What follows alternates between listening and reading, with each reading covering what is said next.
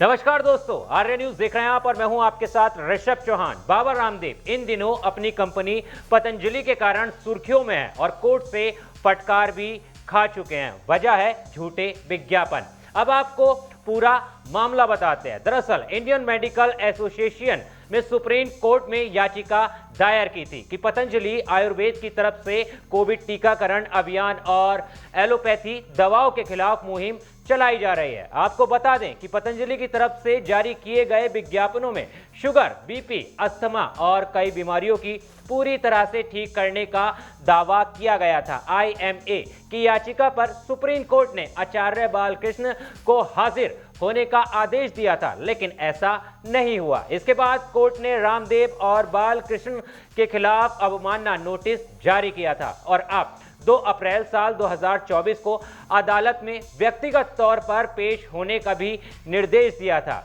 Court ने पतंजलि आयुर्वेद के उन विज्ञापनों को लेकर कड़ी फटकार लगाई थी जिसमें उनके औषधि प्रभाव का दावा किया गया था, लेकिन अब बाबा रामदेव और आचार्य बालकृष्ण को झूठे दावों वाले विज्ञापन मामले में सुप्रीम कोर्ट ने तलब किया है।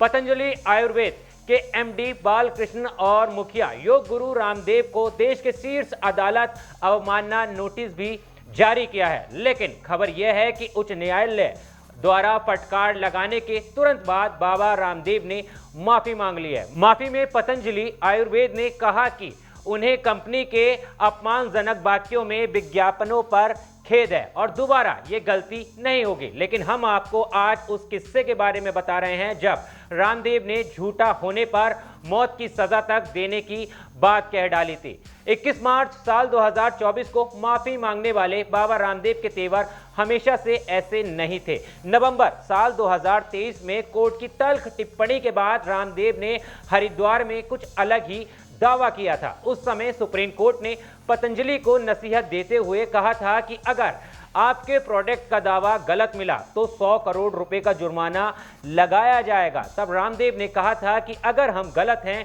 तो 100 नहीं 1000 करोड़ रुपए का जुर्माना लगाया जाए, यहां तक कि हमें मौत की भी सजा दे दी जाए। रामदेव ने कहा था कि हम सुप्रीम कोर्ट और देश के संविधान का आदर करते हैं, लेकिन हम झूठा प्रोपेगेंडा नहीं चला रहे। डॉक्टरों के एक ऐसे गिरोह ने ऐसी संस्था बना रखी है कि वे विचार करते हैं, वे हमारी संस्कृति और सनातन मूल्यों के खिलाफ बोलते हैं। उनका झूठा प्रचार कि बीपी, शुगर, थायराइड और लीवर जैसी बीमारियों का कोई इलाज नहीं है।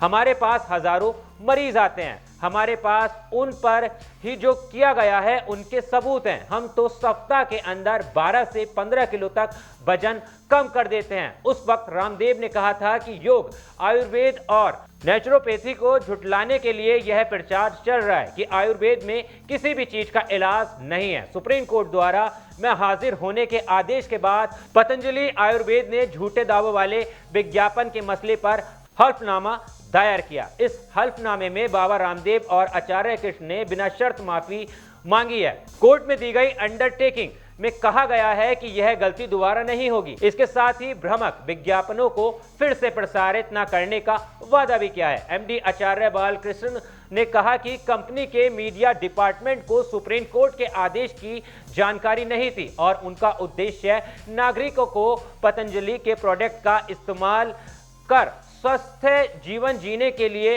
प्रोत्साहित करना था। लेकिन इस पूरे मामले पर अब आपकी क्या राय है, एक बार हमें कमेंट करके जरूर बताना। देश और दुनिया की तमाम खबरों के लिए आर्या न्यूज को भी फॉलो कर लेना। मिलता हूं आपसे किसी और वीडियो में। जय हिंद।